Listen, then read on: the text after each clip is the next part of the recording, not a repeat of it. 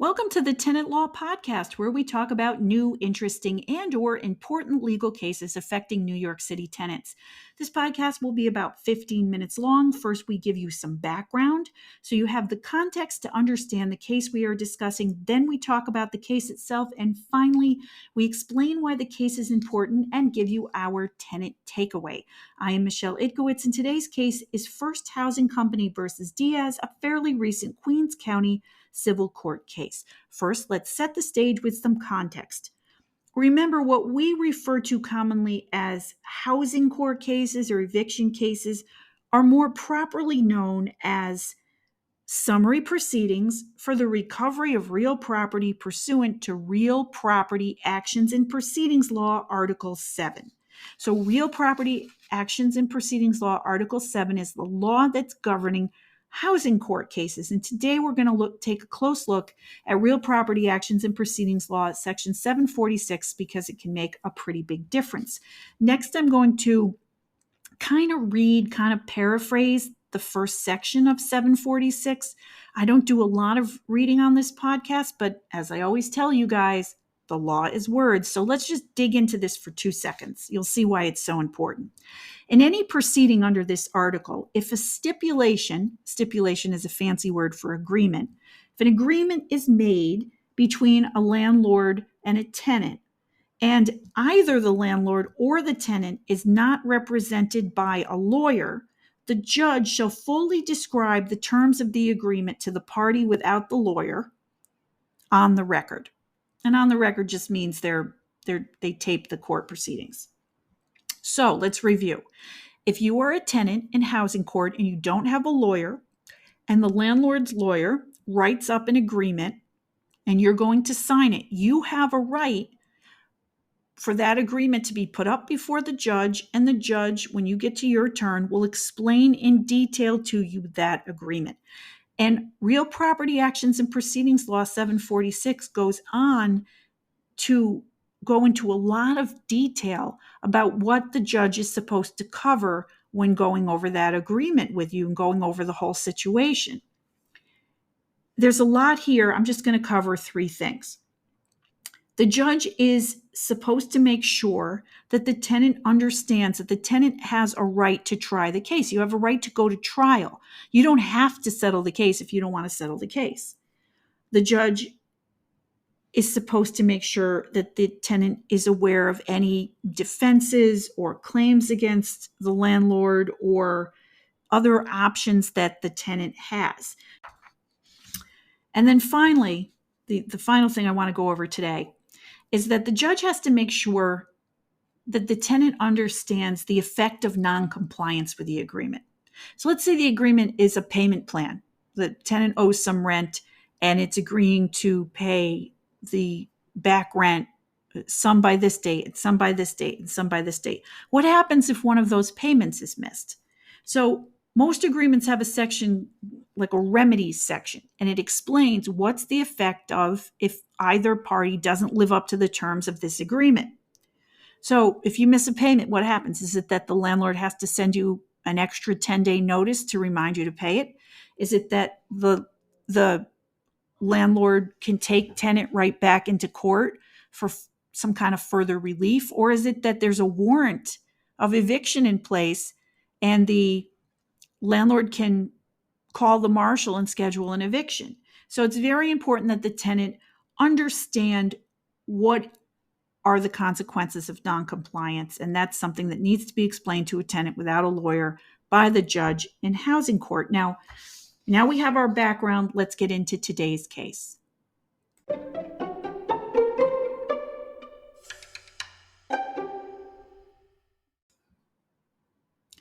In today's case, landlord sued tenant in an eviction case in Queens Housing Court. Tenant had no lawyer.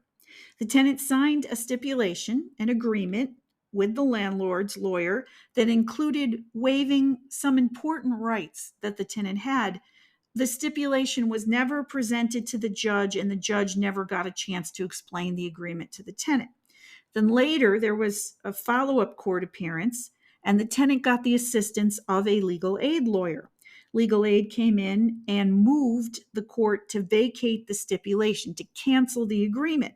And the judge did cancel the agreement, specifically because the stipulation was never presented to the judge, and the judge never got a chance to explain this agreement, where, again, the tenant waived a pretty significant right that it had. The judge never got a chance to explain that to the tenant. So because Real Property Actions and Proceeding Law, Section 746, wasn't complied with because the agreement was never explained to the tenant, who at that time had no lawyer, the agreement was vacated.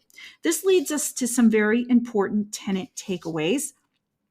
First, let's get the housekeeping out of the way. This is not legal advice, and I am not your lawyer, but because I am a lawyer, this might be considered legal advertising. If it's legal advertising, it's terrible because I'm asking you not to contact me. This pod is not a commercial for me or my law firm. This is simply the podcast that I always wanted to make. Email us with your questions to answer on the pod. If you like our work, please give us 5 stars and put this podcast on your socials. It's time for the tenant takeaway. We're going to jump right into the takeaways this time. So if you sign something in court and you do not have a lawyer, you have a right to see the judge so that the judge can explain everything to you.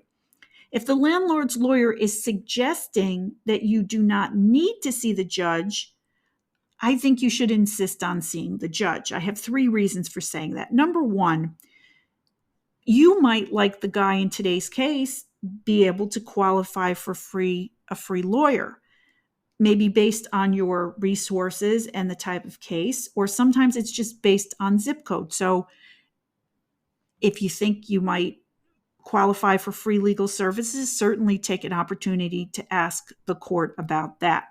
Second, if the landlord lawyer is not presenting the agreement to the judge with you there and you don't have a lawyer, that might mean that that lawyer is inexperienced. Because here's the truth. It is not good for the landlord that the landlord lawyer is not presenting the agreement to the judge for the judge to explain to the tenant, because the result could be just like in today's case.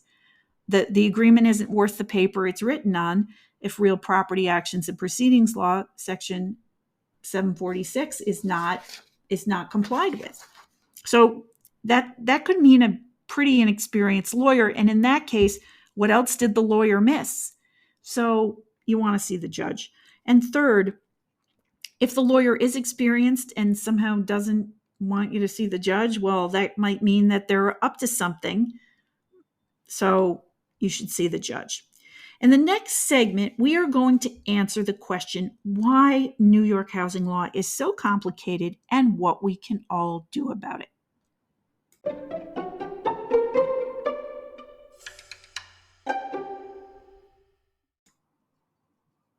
In our final segment today, we're going to try to answer the question, why is New York housing law so complicated? Why do people know so little about their rights, and what can we all do about it? The Tenant Law Podcast has been out for about a year and 24 episodes now. We're going to consider this the end of season 1, and God willing, in April, we're going to start season 2. And we've definitely grown. Thank you so much for listening. I received one category of criticism.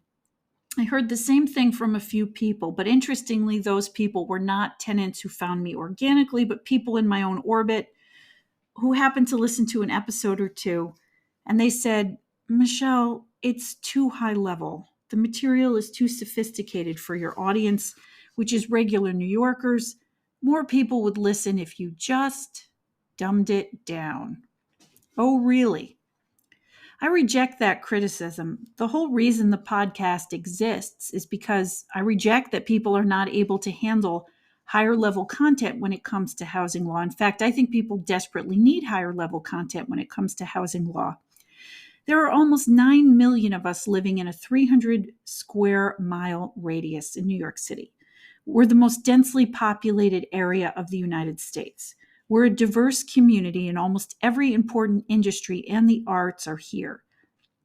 When you have a lot going on and you have a lot of people rubbing up against each other, you have a lot of conflict. And wherever you have a lot of conflict, if you're a free society, you create a lot of law. People take cases to court, and that's what we want. We want people to take cases to court. We don't want people to solve their disputes by punching each other in the nose. So people take cases to court, and the court interprets the law, and the results of those cases get published in decisions like we talk about here on the Tenant Law podcast.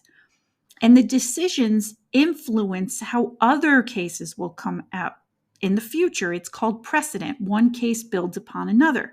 And then we have administrative agencies making regulations and decisions, and they also affect how housing functions. There's just so much to know.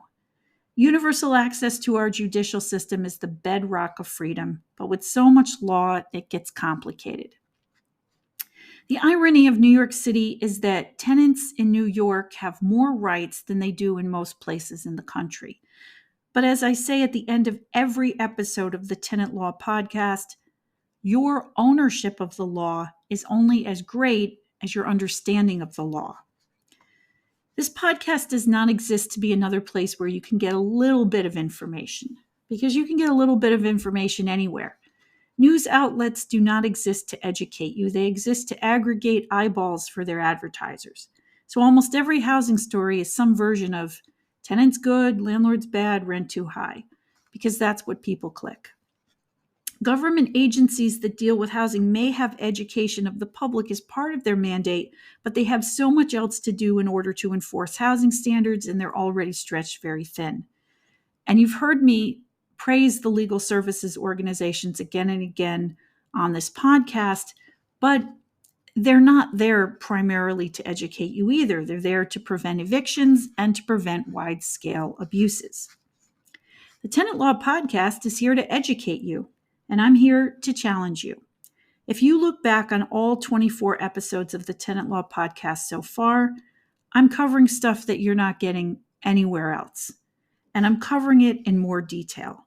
And that is why our format is based on looking at cases, because it's all about real things happening to real New Yorkers and the implications thereof. And I'm not dumbing it down. I will never dumb it down. You might not understand every word of every sentence of every episode, but that's fine. I know you're understanding most of what I'm doing because I see the effects of putting the material out there, and I see the number of listeners growing. The law belongs to you, but your ownership of the law is only as great as your understanding of the law. So thank you for learning with me this season, and let's keep learning to live better. I am Michelle Itkowitz, and this is the conclusion of Season 1 of the Tenant Law Podcast.